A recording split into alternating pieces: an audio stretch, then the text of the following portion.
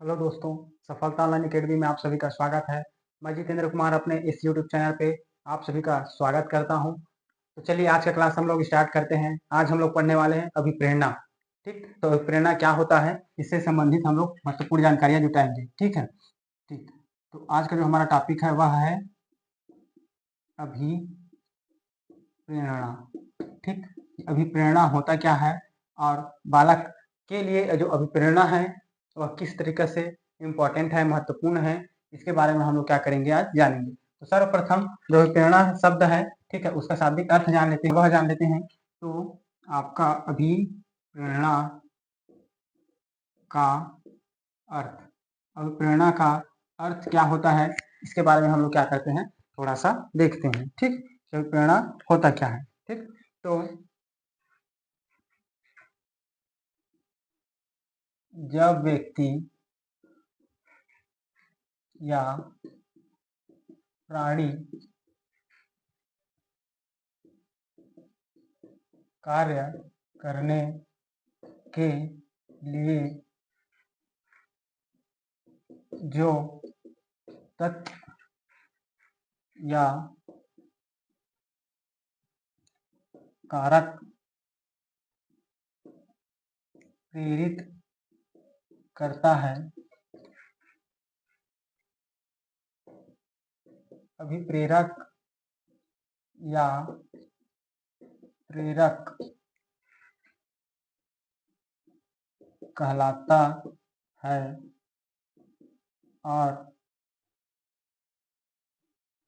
यह प्रक्रिया अभिप्रेरणा कहलाती है। ठीक, ये आपका जो अभिप्रेरणा है, जब व्यक्ति या प्राणी कोई कार्य करता है, ठीक, तो कारक जो क्या है उसको प्रेरित करता है, तो अभिप्रेरणा या प्रेरक कहलाता है। जो यह प्रक्रिया होती है वह क्या कहलाती है, अभिप्रेरणा कहलाती है। जैसे कोई बच्चा है, उसको हम लोग प्रेरित करेंगे, पढ़ाई करिए, आपको जॉब मिलेगा, पैसा मिलेगा। तो मतलब क्या है, हम उसको प्रेरित कर रहे हैं, प्रेरणा दे रहे हैं। तो उसके लिए क्या होगा, प्रेरित करने से बच्चों में जो अधिकतर है वो क्या है, बहुत कुछ सीखते हैं। ठीक, इसके साथ साथ यह जो अभिप्रेरणा है और बच्चों के लिए बहुत इंपॉर्टेंट है। जैसे बच्चों को प्रेरित करते हैं तो उनमें सीखने की ललक, जिज्ञासा, ये सब क्या होती है, उत्पन्न होती है, जिससे बच्चे अच्छे तरीके से सीखते हैं। ठीक है, तो अगला जो मनोवैज्ञानिकों, कुछ कुछ मनोवैज्ञानिक हैं, उनके द्वारा कुछ कुछ परिभाषाएं दी गई हैं, तो परिभाषाएं देख लेते हैं। जैसे आपका वुडवर्थ, वुडवर्थ के अनुसार, ठीक है, वुडवर्थ एक मनोवैज्ञानिक है। उन्होंने, जो मनोवैज्ञानिक हैं, उन्होंने आपका अभिप्रेरणा के लिए क्या कहा है उससे देखते हैं। तो वुडवर्थ कहते हैं अभिप्रेरणा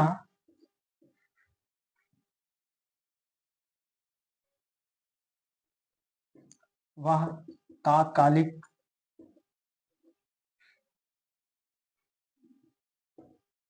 बल है जो हमें ऊर्जा प्रदान करता है। ठीक, वुडवर्थ कहते हैं कि अभिप्रेरणा वह तत्कालिक बल होता है जो हमें क्या है, ऊर्जा प्रदान करते हैं। यानी जैसे कोई बच्चे को प्रेरित कर रहे हैं, स्वयं भी प्रेरित हो रहे हैं, ठीक है, तो वह एक ऐसा बल होता है, ऊर्जा होता है, जिससे हम लोग अभिप्रेरित होकर हम लोग क्या कर सकते हैं, बड़ा से भी बड़ा कार्य आसानी से कर सकते हैं। जैसे हम लोग बच्चों को कहानियां, महान नेताओं की कहानियां, कविता, किस्से सुनाते हैं, जिससे वह अभिप्रेरित होकर उनके समान बनने की कोशिश करते हैं या अपनी लाइफ में आगे बढ़ने के लिए अभिप्रेरित होते हैं। तो अभिप्रेरणा के द्वारा हम लोग, हमारे शरीर में ऐसा एनर्जी या ऊर्जा उत्पन्न होता है, जिससे प्रेरित होकर हम लोग क्या कर सकते हैं, बहुत अच्छा और बहुत बड़ा कार्य भी सरलता के साथ कर सकते हैं। तो ये बालक या बच्चों के लिए भी बहुत इंपॉर्टेंट होता है। इसके साथ साथ स्वयं शिक्षक यानी हर व्यक्ति के लिए यह क्या होता है, बहुत आवश्यक भी होता है। ठीक, तो ये वुडवर्थ ने कहा कि तत्कालिक बल होता है जो हमें क्या करता है, ऊर्जा प्रदान करता है। ठीक है, अगला है हमारा इसी में अभिप्रेरणा के प्रकार। अभिप्रेरणा के प्रकार, ठीक, अभिप्रेरणा के आपका दो प्रकार होता है। ठीक, अभिप्रेरणा के दो प्रकार होते हैं। एक होता है आंतरिक अभिप्रेरणा और दूसरा होता है आपका बाह्य अभिप्रेरणा। ठीक, अब देखते हैं आंतरिक अभिप्रेरणा क्या होता है। यह जन्मजात होता है। ठीक, इसके साथ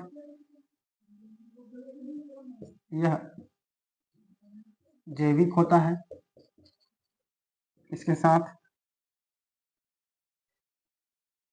ठीक है, इसके कुछ उदाहरण देख लेते हैं, जैसे भूख, प्यास, नींद, प्रेम। ठीक, ये आंतरिक अभिप्रेरणा। आंतरिक अभिप्रेरणा का तात्पर्य है जो क्या होता है, जन्मजात होता है, जो जन्म से ही हमारे साथ रहता है। ठीक है, ये इसके साथ साथ जैविक होता है, इसको अर्जित नहीं किया, ये जैविक होता है, यानी जन्मजात होता है। ठीक है, इसके साथ साथ जैसे उदाहरण में हमने देखा कि भूख, प्यास, ये आपका व्यक्ति का आंतरिक जो है अभिप्रेरणा होता है, जो उसके साथ जैसे बालक प्रारंभ से ही क्या है, उसके साथ आपका यह अभिप्रेरणा रहता है। ठीक है, इसके साथ आपका बाह्य प्रेरणा अभिप्रेरणा देख लेते हैं।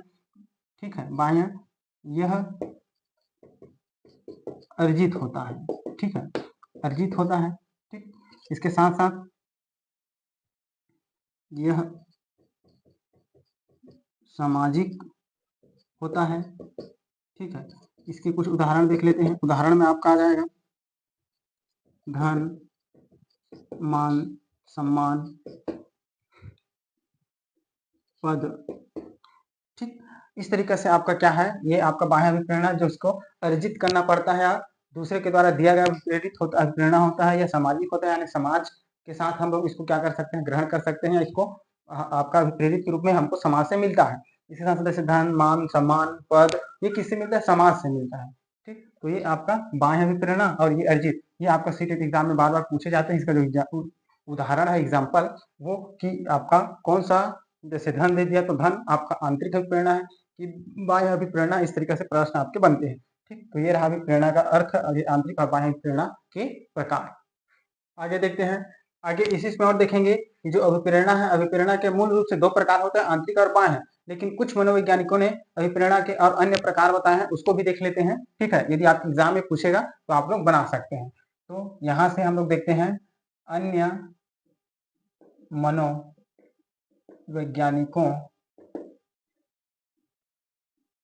द्वारा बताए गए अभिप्रेरणा के प्रकार। ठीक, जो अन्य मनोवैज्ञानिक उन्होंने अभिप्रेरणा के कुछ कुछ प्रकार बताए हैं, तो देखते हैं कौन कौन से मनोवैज्ञानिकों ने कौन कौन सा प्रकार इसका बताया है। ठीक, तो पहला आपका अब्राहम मैस्लो। Abraham Maslow. ठीक, अब्राहम मैस्लो ने इसके दो प्रकार बताए हैं। ठीक है, अब्राहम मैस्लो ने इसके दो प्रकार बताए हैं, एक आंतरिक और एक बाह्य। ठीक, इसको हम लोग आंतरिक और बाह्य, इसको हम लोग बोल सकते हैं जन्मजात और इसको बोल सकते हैं अर्जित। ठीक है, इसमें जो उदाहरण है वो बता देता हूँ दोनों का। ठीक है, इसमें वही उदाहरण जैसे फर्स्ट में बताया भूख, प्यास और नींद। ठीक है, प्रेम। इसके साथ साथ इसमें आ जाएगा आपका पद, धन, सम्मान। ठीक, इस तरीके से। तो आपका अब्राहम मैस्लो जी ने दो प्रकार बताए हैं, आपका अर्जित और एक जन्मजात। ठीक, याद रखेंगे दोनों का एग्जाम्पल, उदाहरण। और एक और मनोवैज्ञानिक है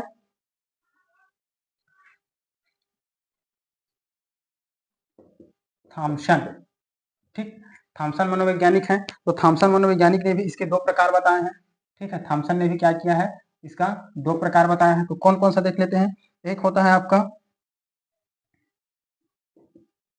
स्वाभाविक और एक है आपका कृत्रिम। ठीक है, मतलब ये है कि स्वाभाविक जो बचपन से चलता है। ठीक है, जिसको मतलब ग्रहण करने की आवश्यकता नहीं होती, वो जन्म से ही व्यक्ति के अंदर उपस्थित होता है। ठीक है, इसको स्वाभाविक को हम लोग जन्मजात भी लिख सकते हैं, जन्म। ठीक है, जन्मजात भी लिख सकते हैं। ठीक है, स्वाभाविक। ठीक, तो इसका दोनों का आपका जो उदाहरण बता देता हूँ, उदाहरण क्या क्या होगा। ठीक है, तो आपका थॉमसन ने दो प्रकार बताए हैं, एक है स्वाभाविक और एक है कृत्रिम। तो स्वाभाविक मतलब जन्मजात, जो जन्म से ही होता है, जैसे सोना, उठना, बैठना, खाना, ठीक है। इस तरीके से क्या होता है, स्वाभाविक होता है, जो बचपन से ही व्यक्ति में विद्यमान रहता है। अब कृत्रिम जो अर्जित किया जाता है, ठीक, कृत्रिम माने बाह्य रूप से मिलता है, ठीक है, वह क्या क्या है आपका, इसमें भी आ जाएगा पद, धन, सम्मान, ठीक। ये आपका थॉमसन के द्वारा दिया गया दो प्रकार है, स्वाभाविक और एक है कृत्रिम। तो स्वाभाविक में सोना, उठना, बैठना जो जन्म से हो, ठीक। कृत्रिम जो बाह्य रूप से दिया जाता है, समाज से प्राप्त होता है, वह पद, धन, मान, सम्मान, ये सब, ठीक। और एक मनोवैज्ञानिक और इंपॉर्टेंट है, उसको और देख लेते हैं, गेरिट। कौन? गेरिट। गेरिट महोदय ने इसके, ठीक है, 3 प्रकार बताए हैं, ठीक। कितने प्रकार बताए हैं गेरिट ने इसके? 3 टाइप से बताए हैं, ठीक है। वो टाइप्स क्या क्या है उसको देख लेते हैं गेरिट के अनुसार। एक को है जैविक, ठीक। दूसरा है आपका मनोवैज्ञानिक, और तीसरा है आपका सामाजिक, ठीक। ये 3 टाइप से हैं जो किसने बताए हैं, आपके गेरिट ने। जैविक, मनोवैज्ञानिक और सामाजिक 3 टाइप से बताया है। अब इसका जो उदाहरण है, ठीक है, वो मैं बता देता हूँ कि इसमें कौन सा उदाहरण आपका आता है। जैसे जैविक, जैविक आप में आ जाएगा आपका, जैसे प्रारंभ से, जन्म से होता है। किससे? जन्म से। जन्म से जैसे कोई बालक रहता है, उसमें क्रोध की भावना पाई जाती है, भय, ठीक है, भय, आश्चर्य, ठीक है, इस तरह की भावना। मतलब बचपन से जैसे छोटे बच्चे रहते हैं, तो जैसे प्रारंभ में छोटे छोटे बच्चे रहते हैं, तो उसके अपने माँ के पास जाने से उसको कोई भय नहीं रहता। लेकिन उसी बच्चे को दूसरा व्यक्ति, कोई मेहमान आ जाए, तो उसको जैसे पाता है, तो वह क्या करता है, उसके प्रति भय या क्रोध या आश्चर्य, ये सब चीजें क्या करता है, वह दिखाता है, ठीक है। तो ये आपका है जैविक के अंतर्गत, ठीक है। इसमें इसमें आपका मनोवैज्ञानिक में होता है, ठीक है। इसमें जैसे क्रोध आ गया, क्या आ गया, बालक को क्रोध आ गया, तो क्रोध आएगा, ठीक है, तो वो क्या कहलाता है, क्रोध आने पे युयुत्सा। युयुत्सा जो उसके अंतर्गत भावना है, वह क्या हो जाता है, उत्पन्न हो जाता है, ठीक है। सामाजिक में वही आएगा आपका पद, सम्मान, धन, ठीक है, ये सब क्या किसके अंतर्गत आ जाएंगे, आपके सामाजिक के अंतर्गत। तो गैरिट के द्वारा दिया गया कौन सा सिद्धांत आपका प्रकार है, तो गैरिट ने 3 प्रकार दिए हैं, किसके, अभिप्रेरणा के, जैविक, मनोवैज्ञानिक और सामाजिक। आपका जैविक के अंतर्गत क्रोध, भय, आश्चर्य, और जब मनोवैज्ञानिक मतलब जैसे बच्चा क्रोधित करता है, तो उसके अंतर कौन सी जिज्ञासा उत्पन्न होती है, जैसे क्रोध करता है तो युत्सा, ठीक है, ये आपको उत्पन्न हो जाता है। सामाजिक में अंतर पद, मान, सम्मान, वही जो समाज से प्राप्त होता है हमको। तो इस प्रकार से मनोवैज्ञानिकों के द्वारा दिए गए, 3 मनोवैज्ञानिकों के द्वारा दिए गए महत्वपूर्ण जो क्या है, अभिप्रेरणा के प्रकार, जिसको हमने उदाहरण सहित क्या है देखा, ठीक। आगे देखते हैं, आगे है आपका अभिप्रेरणा की कार्य प्रणाली। मतलब जो अभिप्रेरणा है, किस तरीके से उसका कार्य प्रणाली होता है, कार्य कैसे करता है अभिप्रेरणा, इसके बारे में हम लोग देखेंगे, ठीक है। तो जैसे हम लोग एक सर्कल बना लेते हैं, ठीक, कि सर्कल, अब इसमें एक दूसरे से क्या होगा, कार्य होगा। मतलब एक कार्य प्रारंभ होगा, उसके बाद दूसरा कार्य वैसे ही क्या है, कार्य वह निरंतर चलता जाता है, ठीक है। सर्वप्रथम जैसे एक कार्य प्रारंभ होगा, ठीक है, प्रेरणा का, ठीक है, तो वह क्या कहलाएगा आपका, सर्वप्रथम हो जाएगा आवश्यकता, ठीक, क्या आवश्यकता, इसको बोलते हैं नीड, ठीक है, क्या है, नीड। जैसे किसी बालक को या किसी व्यक्ति को प्रेरणा की जरूरत होती है, आवश्यकता होती है, सर्वप्रथम आवश्यकता का उसका पड़ता है, तो उसको बोलते हैं नीड, ठीक है, आवश्यकता। उसके बाद सेकेंड कार्य क्या होता है, चालक, ठीक है, या इसी को बोलते हैं प्रणोद, ठीक है, चालक या प्रणोद, या इंग्लिश में इसको बोलते हैं ड्राइव, क्या, ड्राइव, ठीक है। तो इस तरीके से आपका जैसे आवश्यकता हुआ, वो कहाँ के पास आया, चालक के पास, ठीक है। और उसके बाद क्या है आपका, अगला और है प्रोत्साहन। प्रोत्साहन, प्रोत्साहन को बोला जाता है आपका इंसेंटिव, इंसेंटिव, ठीक, इंसेंटिव। इस तरीके से ये जो क्या है आपका प्रेरणा की कार्य प्रणाली चलता है कि जैसे किसी को प्रेरित करना है, आवश्यकता है, तो पहले नीड की आवश्यकता पड़ेगी, फिर ड्राइव, जैसे वह क्या होगा, चालक के पास आएगा, कार्य करेगा, उसको प्रेरित करेंगे, तो उसको जैसे कार्य संपन्न होगा, तो हम लोग उसको क्या करेंगे, प्रोत्साहन देंगे, जिससे वह कार्य उसके अंतर्गत क्या है, निरंतर चलता रहता है। ठीक है, जैसे कोई बच्चा अच्छा कार्य कर लिया तो उसको प्रोत्साहन देंगे तो वह बच्चा क्या करता है और अच्छा कार्य करता है। ठीक है, तो इसी तरीके से जैसे नीड, ड्राइव और इंसेंटिव यानी प्रोत्साहन की आवश्यकता, इस तरीके से इसका कार्यप्रणाली निरंतर अभिप्रेरणा का चलता रहता है। ठीक है, तो यहाँ इसका जो कार्यप्रणाली वह क्या है, फर्स्ट में नीड की आवश्यकता होती है, नीड से आपका ड्राइव में आता है, ड्राइव से अच्छा कार्य कर लेता है तो उसको क्या देते हैं हम लोग, प्रोत्साहन देते हैं, तो इंसेंटिव। ठीक है, इस तरीके से क्या है आपका अभिप्रेरणा का कार्य चलता रहता है। ठीक, ये आपका अभिप्रेरणा की कार्यप्रणाली है। ठीक है, प्रेरणा का सिद्धांत। ठीक, अभिप्रेरणा का सिद्धांत, जो मुख्य मुख्य सिद्धांत है मैं उसको बताता हूं कि अभिप्रेरणा का जो सिद्धांत है वह क्या है। तो सर्वप्रथम अभिप्रेरणा का जो सिद्धांत है वह है मनो विश्लेषणात्मक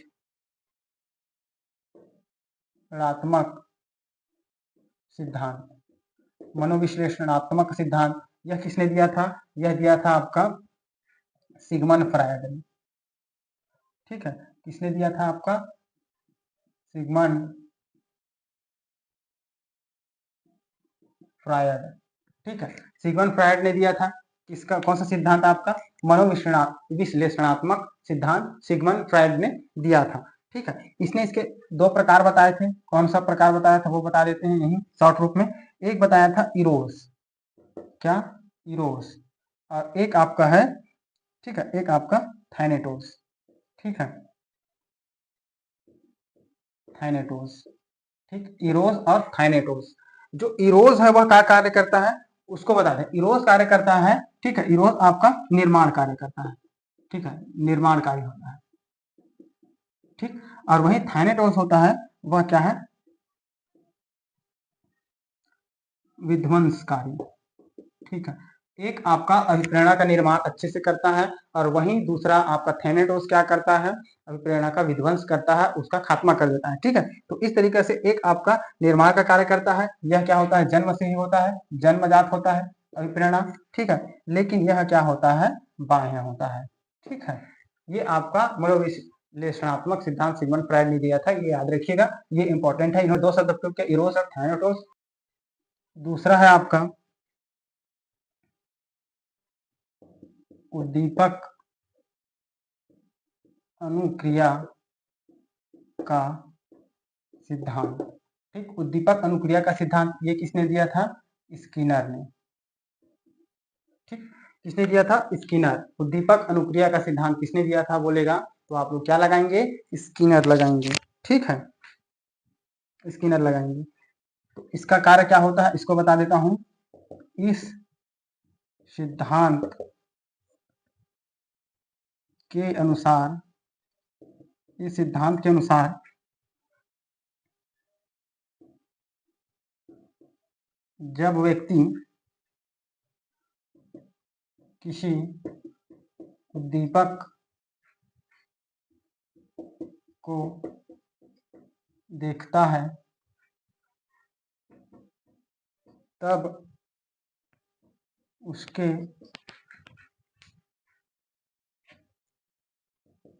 प्रभाव से अनुक्रिया करता है।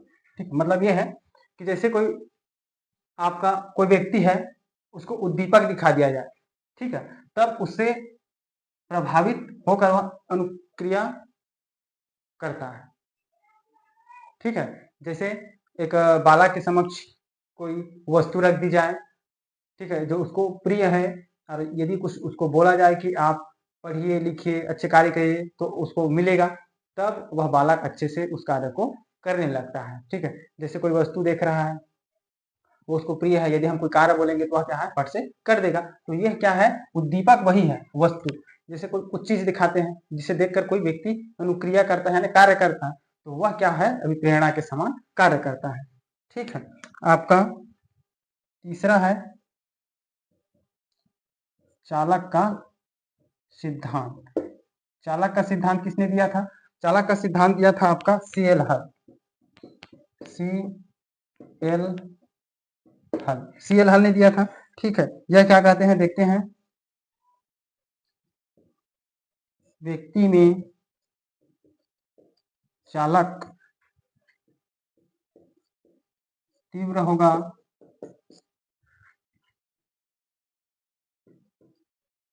व्यक्ति में अभिप्रेरणा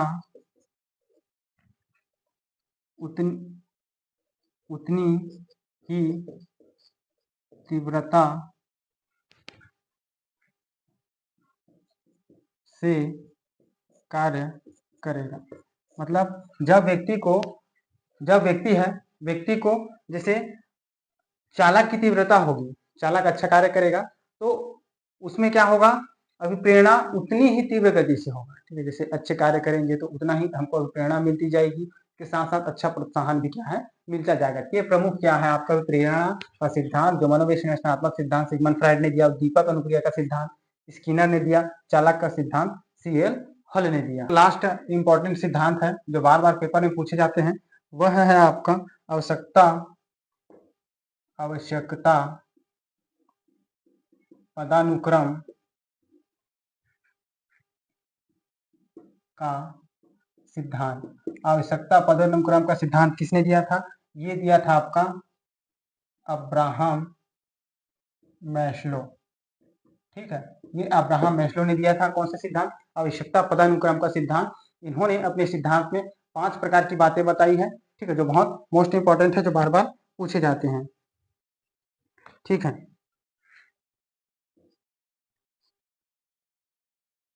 इन्होंने